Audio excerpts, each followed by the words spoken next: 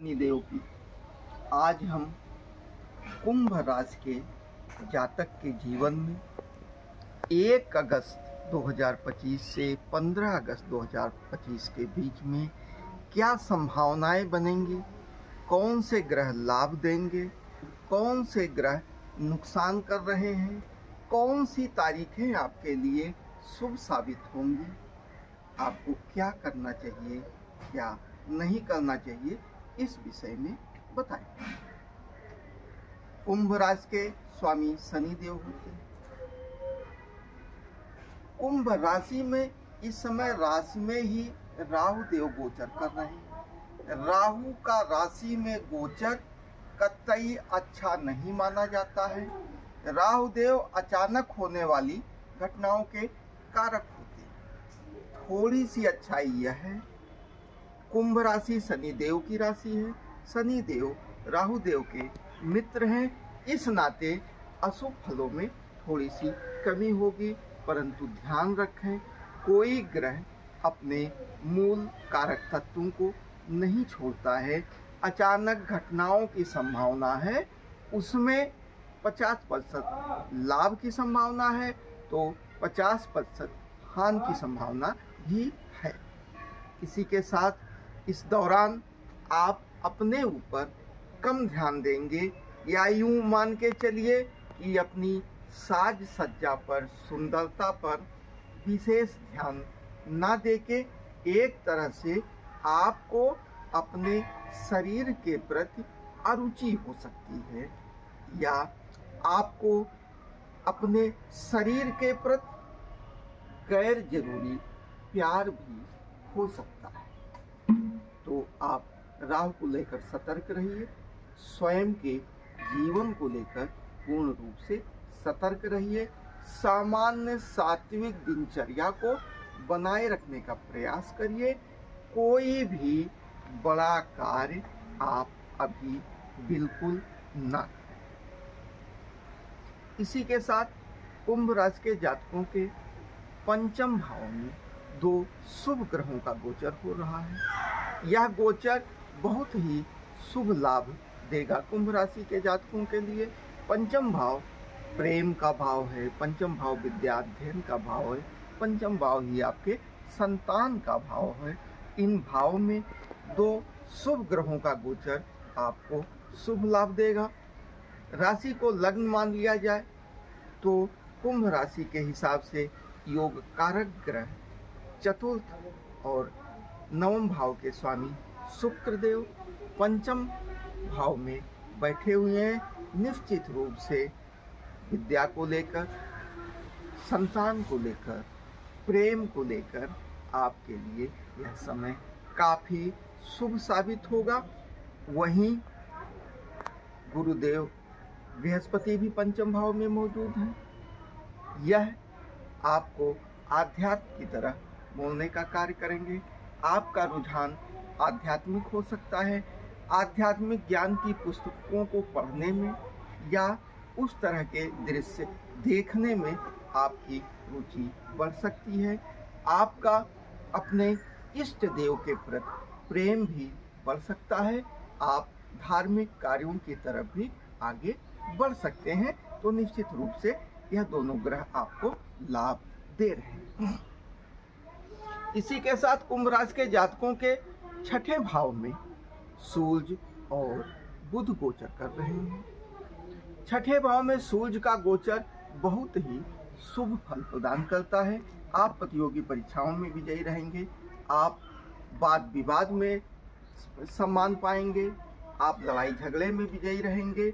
आपके शत्रु दबे रहेंगे। रोग समाप्त होंगे, ऋण भी समाप्त होगा।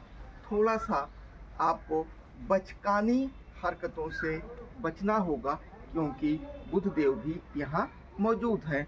परंतु सूर्य और बुध के योग से बनने वाला बुधादित्य योग आपको लाभ पहुंचा रहा है।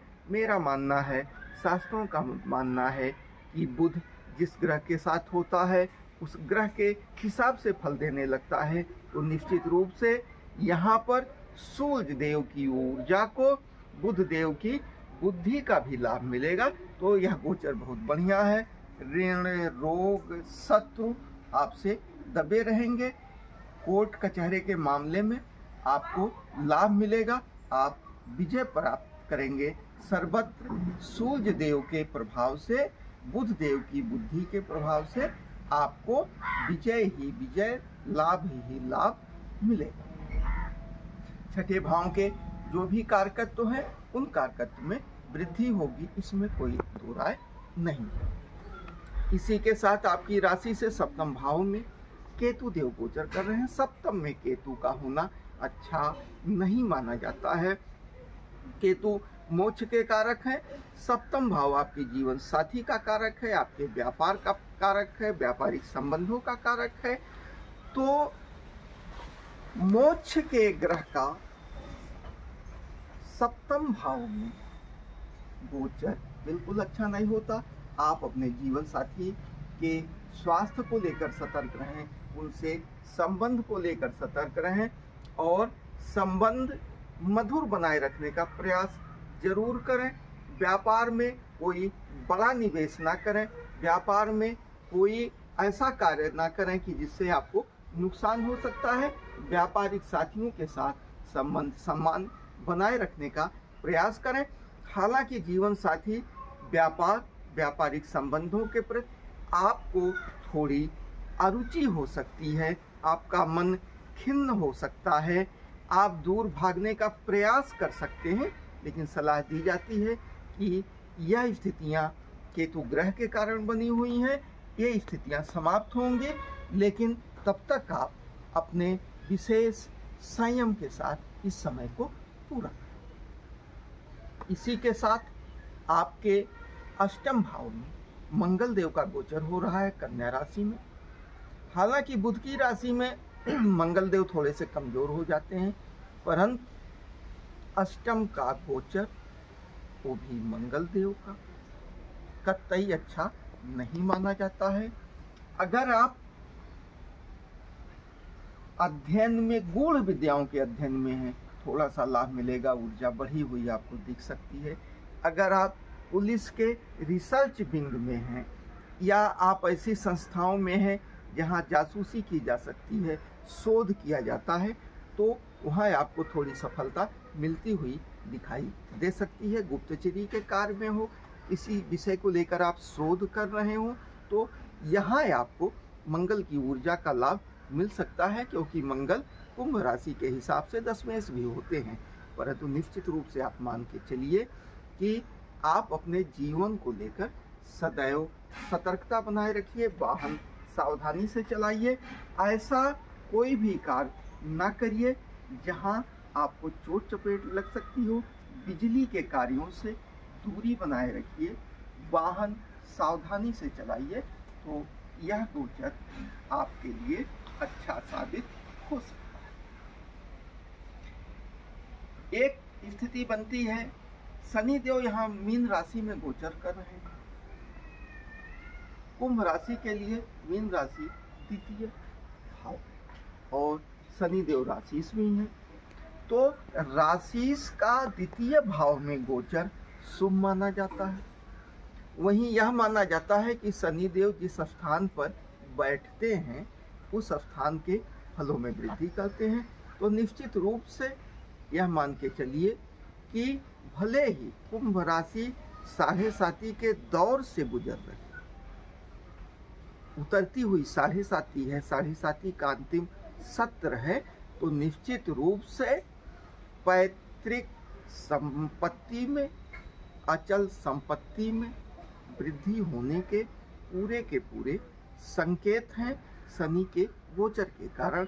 शनि देव 29 मार्च से 2025 से मीन राशि में गोचर कर रहे हैं और लगभग 2.5 वर्ष यहाँ गोचर करेंगे। इस दौरान कुंभ राशि के जातकों के पैतृक संपत्ति में, अचल संपत्ति में वृद्धि होगी।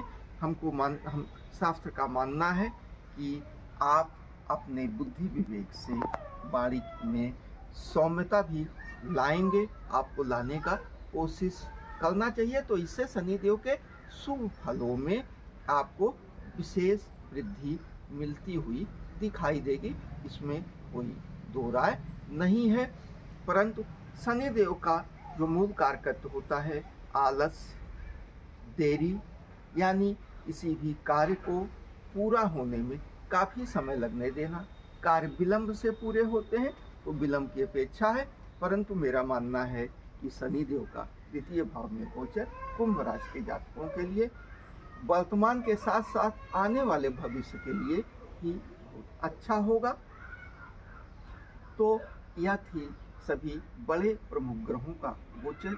इसी के साथ चंद्रदेव 2.25 से 2.5 दिन एक राशि में गोचर करते हैं।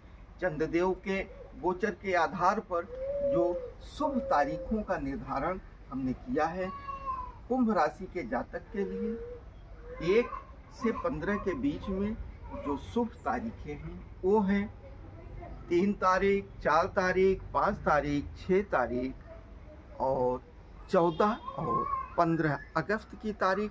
ये तारीखें आपके जीवन में लाभ लाएंगे, शुभ फलों की प्राप्ति होगी, अशुभ फलों में बिल्कुल कमी आएगी।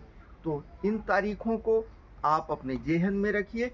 आप देखेंगे स्वतः ग्रहों के प्रभाव से इन तारीखों में आपको बाहरी लाभ मिलने के साथ साथ आप मानसिक रूप से भी थोड़े से स्वस्थ और संतुष्ट होते हुए दिखाई देंगे। ये समय, ये तारीखें आपके आनंद की तारीखें हैं। इन तारीखों में निश्चित रूप से आप आनंद से रहेंगे, इसमें कोई दो राय नहीं। अगर आपको हमारा ये वीडियो अच्छा लगा हो तो आप हमारे चैनल को सब्सक्राइब कर सकते हैं और अपने चिंतकों में कुंभ राशि के जातकों को आगाह कर सकते हैं। अच्छे और बुरे चीज़ों को उनको बता सकते हैं, इससे उनको लाभ मिलेगा, इसमें कोई दो राय नहीं है। इसी के साथ आप सभी का दिन शुभ हो। जय शनिदेव।